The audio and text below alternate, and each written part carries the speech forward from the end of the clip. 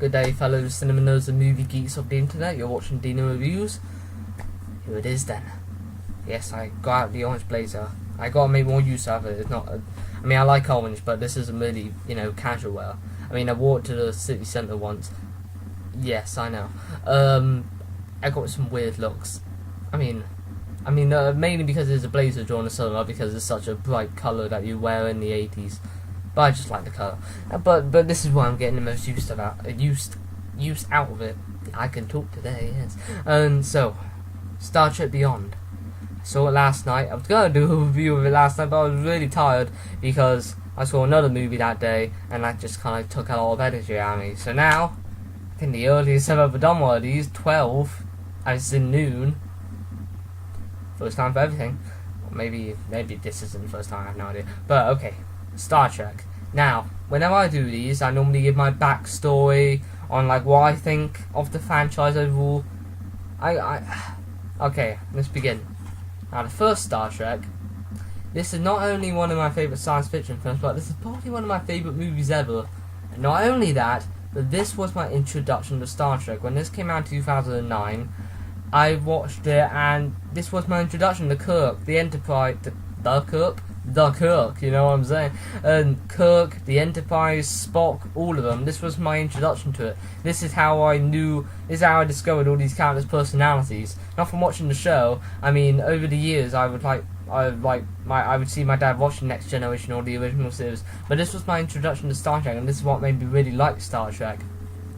At this point, I've watched like 1 or 2 full episodes of the original series. I've only watched bits and pieces of Next Generation, but I'm getting there. But just from loving these movies, people say, oh, you're not a Star Trek fan if you love these movies. It's mostly action. And Star Trek is about like moral dilemmas. Yes, moral dilemmas is a part of that. And yes, this show has a lot more action than, like, I don't know, political thinking and whatnot.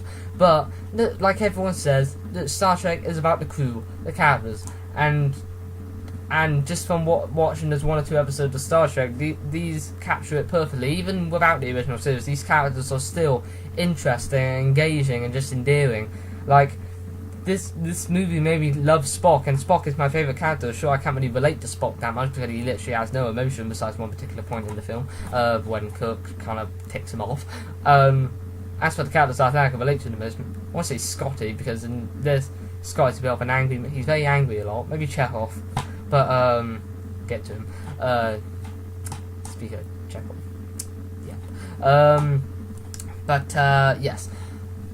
This, yes, the villain was extremely weak, but this is still amazing film, and people say one of the greatest, like, attempts at reboots, because this not only has something new, but also respects the actual property, because, like, it's just basically an alternate timeline. Like, what if this happened? And that's pretty good. And lucky J.J. Abrams, he works with Kirk and he worked with Han Solo. That's just, man, what a lucky director. Soon going to move on to, I don't know, like, maybe Doctor Who. But because then he'll conquer all science fiction. J.J. Abrams will conquer all science fiction. Yeah. Still slightly tired. Don't really know how much detail to go in there. By the way, I'm going to link in the description. So when you click it, it'll go to this point in the clip of the movie. I don't know why, but as a kid, my favourite part was this one punch Spock does. Spoilers if you haven't seen the movie, but I assume if you want to hear thoughts on Star Trek Beyond, like at great length, then I would guess you've seen the other movies. But don't click on that link if you haven't actually seen this and also Into Darkness. By the way, I recommend them highly, by the way. But even if you're not a fan of Star Trek, I mean, even if you've never heard of Star Trek, just watch that. I don't know, to like hardcore fans, it's a good introduction to it. I mean, I've seen bits and pieces of the movie Vapacon. My dad owns it, and I'm also still, I think, got a whole summer holiday to catch up on the original series and maybe Next Generation, because I just love it, especially the original series. It's like 60s cheese. I love it. Like when the first episode about a shapeshifter, and like it literally just cuts to a different actor saying, oh, there you go, the alien shapeshifted. But you love it. It's like early Doctor Who. And also Bones. Oh, Bones is so stubborn. I just love it. And like, damn it, Cook. I don't wanna. You're doing it, Cook. You're doing it, McCoy. No, I don't want to, Cook. No, Cook, McCoy, you're doing it. Fine. Damn it. He always does that a bit gruffy voice. Like, I don't want to do it, Cook. Don't hire me as an impressionist. But yes, one of my favourite science fiction films, probably one of my favourite films. My introduction to Star Trek. It makes me really got into Star Trek, especially just the look of those films, and Into Darkness, just the look of the Enterprise and the colours of the uniforms, and I just love the look. I should probably say the production design. I just love the look of the film, like just aesthetics wise. I don't know, just the way the colours just bounce off the screen, the blue and the yellow and the red. By the way, the film actually made me seriously think if I was on the Enterprise, not which character would I be, but like which department. I'd most likely be engineering, because commanding would be a lot of pressure. Science and science and medical. But engineering seems fun. But not security or communication, more specifically maybe fixing stuff like technical wise. I don't know. That, and there's no orange uniform, so red is the closest I can get, really. Pardon my Marvel t-shirt talking about Star Trek. So yes, love that, and also everyone was cast perfectly. I mean, not only do most of them pretty much are really close to looking like the original cast members, but they just look the part. Especially Chris Pine and Zachary Quinto, and then what a pair. Zachary Quinto, I think he's the closest to the original Spock, in my opinion. He's literally a young Spock. Everyone does amazing, playing younger versions of these characters before their 5-year mission, but they just looked the part to me. They were bloody brilliant, and Leonard Nimoy's in it. Damn. Now on to Into Darkness. Okay, everyone complains about this movie ever since it's come out. Oh, it sucks, it's a rehash, such and such. What do I think? This is not just the fact that it has Star Trek and there's cool stuff in it, okay? I still think this movie is still awesome. I've actually watched it recently, okay? Now, not only, yes, there's Khan being an awesome villain, even though this franchise being an alternate timeline, like what if Kirk's dad died and Vulcan, I don't think that's how you pronounce it, spoilers by the way, blowing up because of a Romulan. I don't know how that turns Khan from the original series from Hispanic to just white Benedict Cumberbatch, white Sherlock. But either way, he's an amazing villain. And there's also the fact that the movie's still great, it got some good action. But yes, I recognise some of the complaints. Yes, there's some plot holes, like the fact that there's teleports that can bring you anywhere in the galaxy, so it makes the spaceships and the whole Federation thing kind of useless. Starfleet were they're in charge of the ships and stuff, and Federation's the military, a company. Okay, I'm not a hardcore Trekkie, okay? I don't know every single... I know basic knowledge. I know the characters' names, the ships' names. I know a lot about the actual villains. I know my general knowledge, okay? And I'm not that hardcore, and I got these movies and just hearing about it all over the interwebs alone. Now while I'm talking, I'm looking up the Starfleet, I should say, and also the Federation. If my computer is fast enough, so while it's loading, I'm just going to keep talking about some of the things that I understand, also the fact that there's now magic blood that can cure death. Spoilers for the end of this movie. There's also the fact that I'm gonna need this. This has to do with the character, and I forgot her name. You would think she's Christine Chapel, the nurse, the blonde nurse who wore blue, but no, they do mention her. They say McCoy goes Nurse Chapel, and then you see the back of her head for a second. But she was in the original series a bit, and from that first episode of Star Trek that I watched, she was in it quite a bit. But guessing, I don't know, they didn't want to have too big of a main cast, so they just took off Chapel and have more. Chekhov was only introduced in the second series, and he's one of the main guys. Okay, Star Trek Into Darkness cast. Entertainment at its best. Cal Marcus. I understand the complaint that, whenever you just type in Star Trek Into Darkness Cal Marcus, not saying this because I did it because I was just interested in the actress's name, obviously. And basically the first image that pops up was her in a bra and panties. Yes, she is kind of there for eye candy. I mean, I can't go, well, yeah. I mean, she was cool. She helped a bit. But yeah, whenever I say, oh no, she was good, no, she was there for that shot of her in a bra and panties. Yeah. And so, yeah, so the Magic Super Blood and teleporting and stuff like that, but it's still an awesome movie. It's still got these characters I love in their prime, and like still the same, and some awesome scenes like the bit when the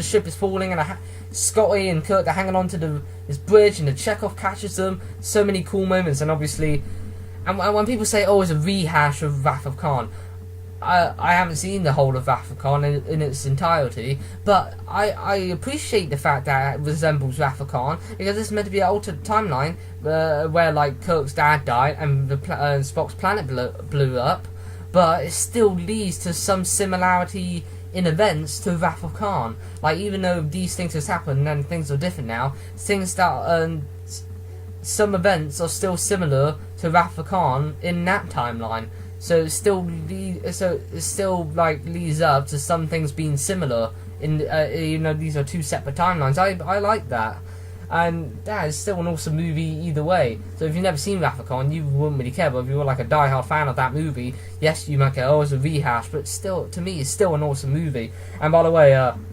I don't know why, but I think not really the first one, but particularly this one and now the new one. Every single movie.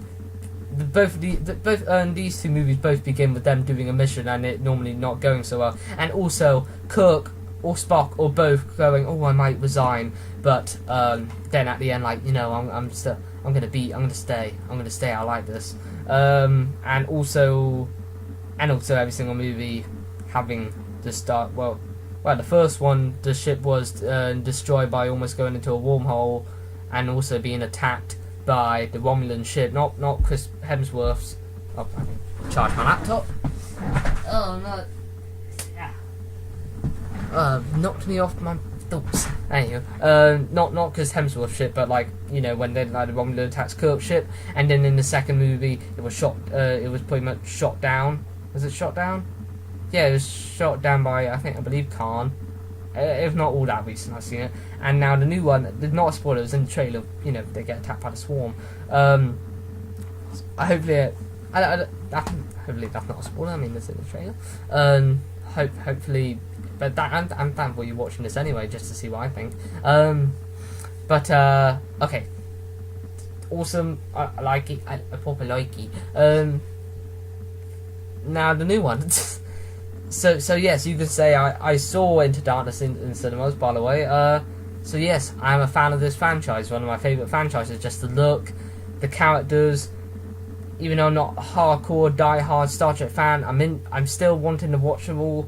But like, it's still a good It's still a great introduction. And I really like these two movies. And also the action is cool. Yes, it's not making you think like, oh my gosh, this and that. But this and that. But what about this and that? But the characters and the action it's still I probably like it. I don't know what else to say. Now the new one, 13 minutes in, I'm just gonna well, it's all related to Star Trek, so it's not that irrelevant. So you're probably gonna have to wait a bit. Star Trek Beyond. Saw it. Okay, still fresh in my mind. What did I think of it? I thought it was great. I really, really liked it. I thought it was a great movie. Is it my favourite of the three? Probably not. I mean, the first one I hold so close to my heart because it was my introduction to Star Trek, and also pretty much everyone agree, yeah, that movie's still really, really good. Yes, the villain was weak. It basically, if you traded Khan for the villain in that movie, then it'd pretty much be pretty much perfect.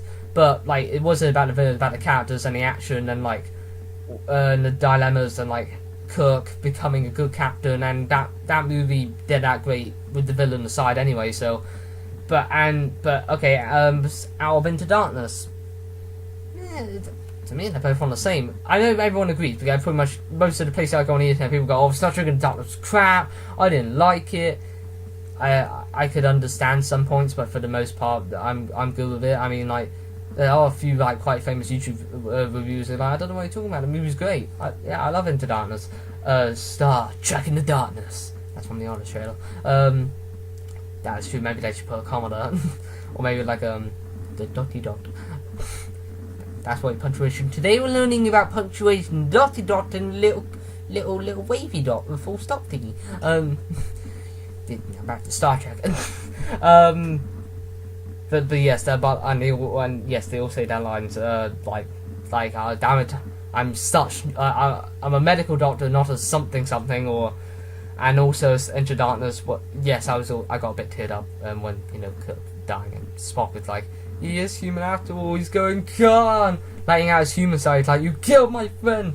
Like, yeah, but in all three movies, Kirk and Spock, they make an excellent pair. Like, not just the actors, but just the characters' chemistry. They work so well together. Probably because one of the most famous duos ever. But like every single character works together.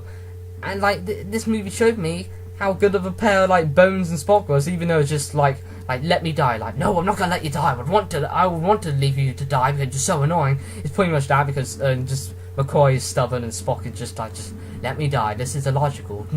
It's just like, damn it, Spock. Judge Dredd and McCoy, Carl Urban, he got it good. But I don't know where to begin. But So yes, the first one's still my favourite. This and Into Darkness are on the same level, but the movie itself, all the characters, even though this is a different director, J.J. Abrams is still working on the film, and this is Simon Pegg writing it. By the way, lucky Simon Pegg, like he's in small, like James Corden, who's now got a bloody like talk show and with celebrities and such and such. Simon Pegg, he was in little British productions, to my knowledge, and then now he's going up. He kept going up and up, because then he was in Mission Impossible, and now he wrote a Star Trek movie. And I know, just from what I've seen of him on like the Grey Norton show, he's a proper Trekkie. He's a proper Trekkie. I don't know why I keep going all Bristolian. But I should have got some water. But oh man, I don't know where to begin. But I don't even want to say the plot, because just by the trailers alone, you're not exactly sure what the plot. I gather it, like that ship crash lands, and then the spot of bother. Oh yeah, and speaking of the trailers, they showed the cool stuff. I'm like, oh, that looks cool. I'm still looking forward to seeing it. New Star Trek movie. But yes, people will complain about the music and sabotage. I'm not the biggest fan of that song, because I just find the song just them screaming and the sabotage, sabotage. Like, doesn't really have a chorus or melody. It's just like the sabotage, sabotage. If you know what I mean. As in that song. But yeah, I don't think that song really fit well at all. And also, I wasn't the biggest fan of this, them pushing look, a Rihanna song is in this movie. They wrote a Rihanna song for her. And also, if you look, there's a video of Rihanna saying how much of a big Star Trek fan she is. And hopefully, if I ever get to that point, I'm a big fan of this, I'm sure people are going to go, no, they're paying you to say that. But if she actually is a Star Trek fan, that kind of sucks. No, you're not. You're getting paid to say you're a Star Trek fan. But yeah, the fact she says she's been paid to write a song for it, and she's like, oh yes, I'm a big Star Trek fan. I've always loved Star Trek. Yeah, it's too hot now. Okay, it just gets to that point. Okay, I wore it. I wore it now. I'm gonna just it's too hot. Well, it's not exactly that hot, but just wearing a blazer, just not very common wear. But anywho, because this is a movie, not the TV show, there's no overarching story by each episode.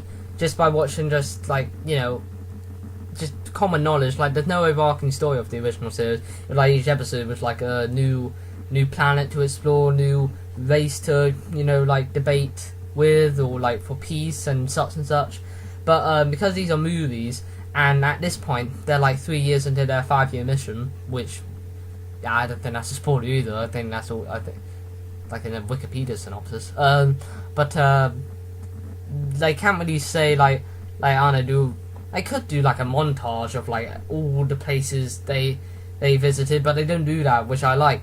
Basically, it begins with them doing a mission, and it not going so well, and then I think my favorite part was the beginning where Kirk is basically narrating, saying we've been in space for 3 years now, and we've worked together, we've gotten closer, there's been difficulties, and it's basically showing everyone on the ship doing their job, like Spock, showing people who've had sex in their quarters, and just people being kicked out of quarters, common stuff, with green ladies and everything. But that was my favourite part because this is all about the crew, really. That's all. And yes, action is element of these movies, and more dilemma is element of the show. But it's all about the crew and the characters, and they're still all here.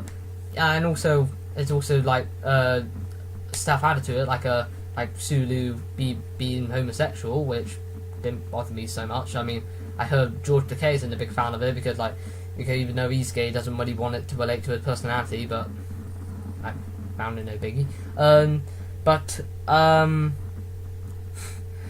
It's still fresh in my mind, but I'm just trying to think. Besides saying it's great, I'm trying.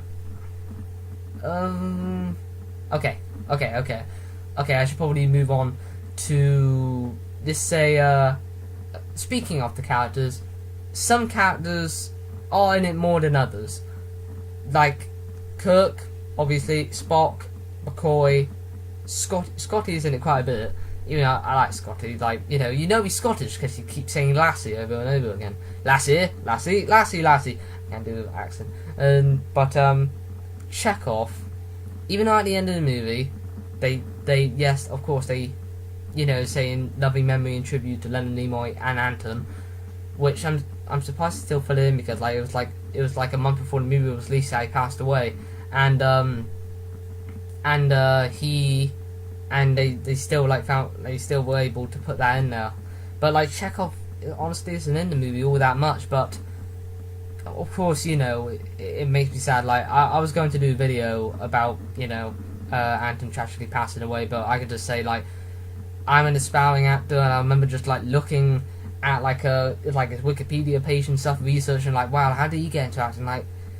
He's going places because he's already in Star Trek, and just the fact that from what I hear, a really nice guy was just taken way too soon, with a whole great career and life ahead of him. It's really tragic, but that things like that could happen. But moving on before I get really sad. So what was that?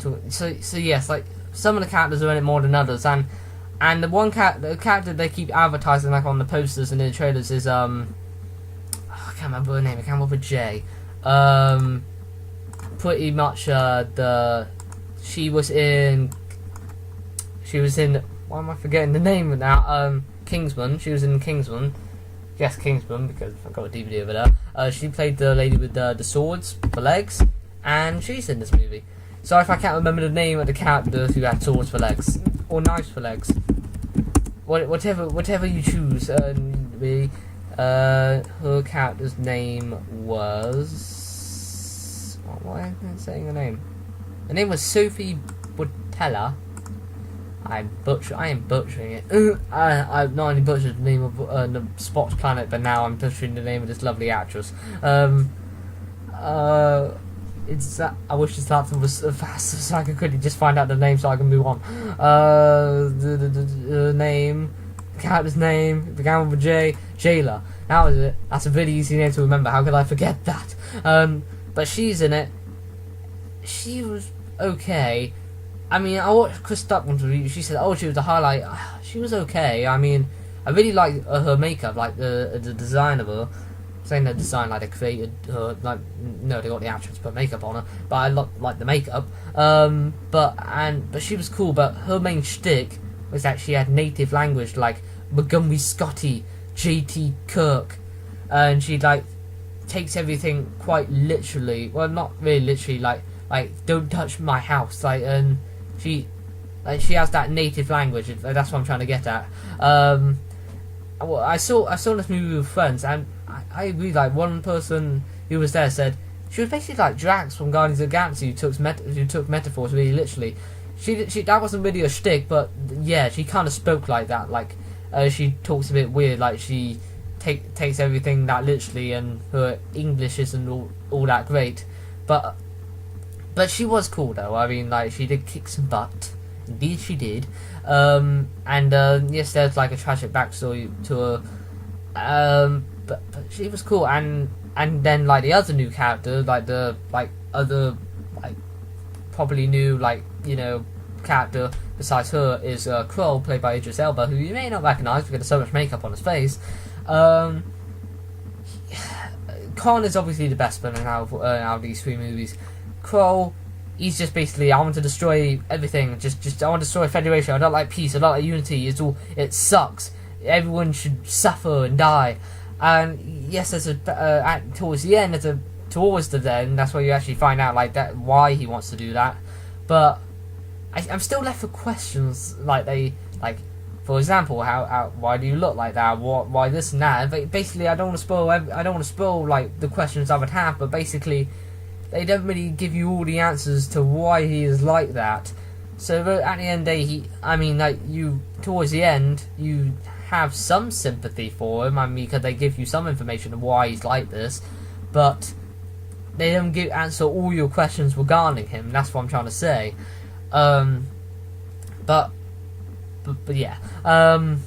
What else is there? We're trying to think of what else is there to say. By the way, what they do to Idris Elba's voice, I mean, what they do to his voice is really cool. I know I don't really think that's something that could make or break a movie, how the voice sounds, but Idris Elba's voices sound cool. I thought I'd just slip that in now. He's really good as a villain. Everyone's really good actually. Everyone is pretty much pitch perfect. So it's all fun. It's all good fun. I had a good time. I had a jolly good time. Yes, I did. Oh, and there's a spoiler, and also regarding Kroll's crew. They don't really say a lot with them either. But moving on, there's a part in the movie where they pretty much defeat the enemy, the swarm, with the power of rock and roll. You think I'm joking, but I don't want to say how. But just believe me, they pretty much destroyed the swarm, the whole. They're destroying this place called Yorktown with the power of rock and roll, because they use the radio and such frequency and such and such, and they used a specific song that was in the trailer.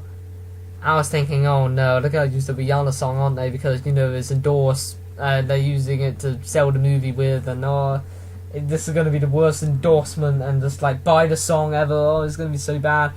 But no, they play Sabotage.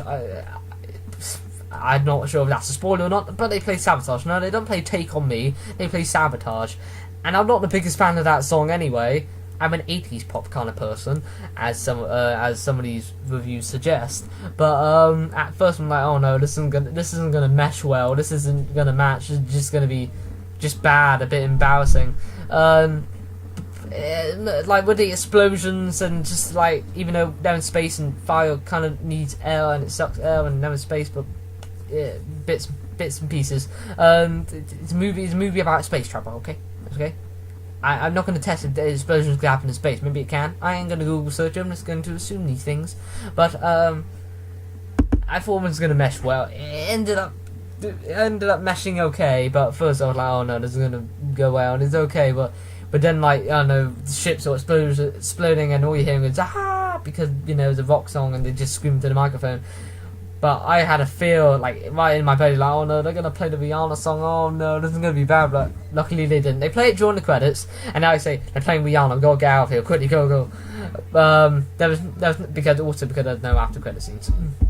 Now I don't know if this was just me or I know I'm just imagining this, but there's also a few times editing wise. Now I don't normally notice editing. When I watched a review and they said, oh, the editing was a bit off, oh, was it? I didn't really notice. Probably because I'm not professional, but I like to analyse certain things, probably some mostly unnecessary things, but there's a good old chat about it, really. But if anyone's hiring me as a professional movie critic, no. Don't be so modest, Luke. very awkward. But some things I notice, for example, like moments like this, like for example, like this was the part of the trailer where called like I'm counting on it, like regarding Ahoa's Captain Kirk. That means Sulu and Hoa and all the rest of the crew that survived. By the way, I have to emphasise the scene where the ship is like crashing down, being destroyed by the swarm. Excellent. Like my gosh, like the ship is just like turning, bits and pieces are flying off, people going out the window, not out the window, like holes are being punched and just being out into space. It's pretty sad and breathtaking, really, just to see on screen, because people love that ship so much. It's such an iconic ship, and yes, we've seen it go down many times before, but just in that manner, it's still breathtaking, really. So basically, they captured all the crew that survived, including Sulu and Hoa. And then it cuts to Scotty or Kirk or whoever, and it comes back, and Sulu and Hoa have escaped, and they're out and about looking to send a distress signal. Moments like that, like even in the scene where the ship is crashing, like some moments, Kirk will be here, and I thought, oh, he's over there, and then suddenly, oh no, he's over here, where like Chekhov and everyone is like, how did he get all the way over there? I thought he was on a part of the ship that broke off or something, but maybe I just didn't notice it. Maybe there was a scene where they escaped and it just automatically wiped from my memory. I don't like Men in Black, bloody flashing red light star. I don't bloody know, but I notice these things. It's probably just me. It's probably I just didn't notice them and didn't notice something. I have no idea. But I have to emphasise this movie is also very funny. It has a lot of quips and jokes, but I appreciate because if they weren't funny, I'll be like, well, it's not funny, but I chuckle quite a bit because I just love these characters and their personality, because like McCoy's the stubborn one, Kirk is slightly egotistical, Scotty's always a bit angry, he's a tad frustrated a lot, even though I assume in the show he's a lot more kind and gentler, because like, that's when they're older, and even though he has brown hair, but in the original series he had black hair. Who really gives a crap about that? I sometimes I overanalyze little things, but I don't want to go that far. That's just a little petty. But they are funny. Like especially McCoy and Spock, I just find that funny, and also like the little elbow nudges that he does at like Spock's and Hura's relationship, which I've always found odd because Spock is like pretty much emotionless. I don't know really what you can really get out of that relationship wise, because he's a bit emotionless. He's like, I care for you very much, but isn't caring an emotion? Damn it. But yes, even though he's half human, like there's a lot of times Spock does get actually quite emotional, and because damn, Spock is like actually like crying or laughing, you just like you get some of it too. There's a lot of actually heart-touching moments, like yes, not only in loving memory of Leonard Nimoy and Phantom at the end, but also like throwbacks to the original crew, and also unfortunately Leonard Nimoy's tragic passing being actually worked into the film, and like Spock's reaction to that also, because he's not crying about his character, he's crying about the actual person. It makes us sad as well. But yes, there's a lot of funny moments here. I did chuckle quite a lot. Am I close to summarise it now? Okay then, let's do a little summarisation. The action was really cool. The characters are still wonderful, and you just love to watch them. It's engaging. There's still very funny moments here, so so good job on Simon Pegg for the writing, and good job on the director for doing that, because he's normally directed Fast and Furious movies, which I haven't seen, and now he does here, I assume because in those movies about family, and here is about family, like crew-wise. Yes, some things that happened in the last movie, like Kirk, I might not want to do now, but now at the end, oh yeah, I'll do, and also ship being destroyed, and it begins with these characters, end with these characters. I recently watched a review by Double Toasted, and they pointed out, which I really like, because again it's all about characters, begins and ends with it. And yes, I know some things editing wise, but like the little parts like are inconsistent. At least what I know is maybe I know I'm just stupid, probably stupid. lots of that odd moment with the music, but you know, I was alright with it. And the villain being okay, Jada being pretty cool, but the action was still really good. The movie still looks amazing, and it's still these characters you like, and the dialogue and just their chemistry, it all works perfectly well. And as a big fan of this franchise, it may not be my favourite, but it was still a really great time, and it's probably not the last one. There's probably still going to be a fourth one, even though they're probably never going to do the same treatment, but was it Next Generation? They're probably never going to do that. But here, fourth one wise, I don't know if they're now going to get rid of Chekhov, and I'm sure they're not going to recast him. I'm sure that'll be in tad poor taste, but bloody sad. Just Anton just being there acting as Chekhov, just knowing that he's no longer with us. Yes, we didn't all know him personally, but we felt like we did just watching his performances. Because that's like the magic of entertainment and people acting like you feel like you know them somehow, even though it may seem a bit weird. But not stalker knowing them wise. But I had to make it go goofy. This meant to be. I'm trying to just say, just seeing him on screen was just sad. Even though like just the fact that knowing he's passed away. Watching him act as Chekhov again. So yeah, great time. Rating 8 out of 10.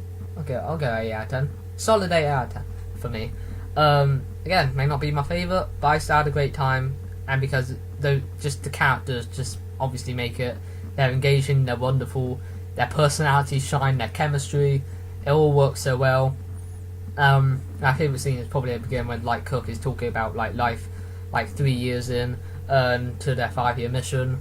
The lot of actual really great just shots and just imagery and and you'll never ever get tired. I'll never get tired of dun dun dun dun dun dun dun dun dun dun dun. Just I was at the end. I was like, guys, we're not going to hear this music for quite a while. Maybe never. I have no idea. I haven't looked up the news, but I'm just going to appreciate hearing this music.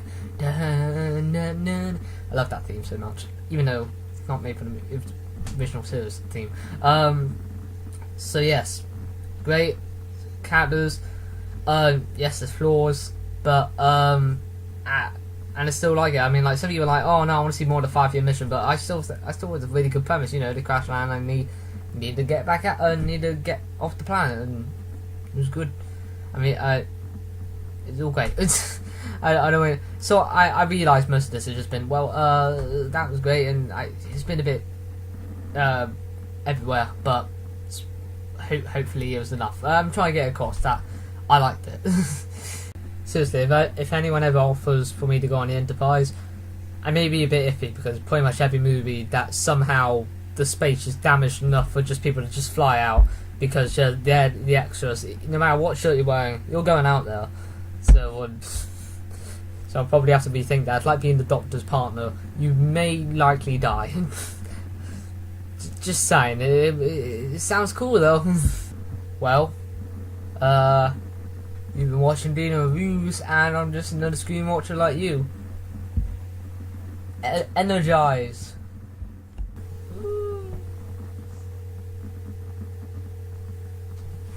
In all seriousness, Leonard Nimoy, Anton Yelkin, rest in peace. Seriously, you two were amazing. I didn't know you guys personally, just by doing what you did, you were great. Hopefully, I'm my sincerity comes across. But seriously, rest in peace.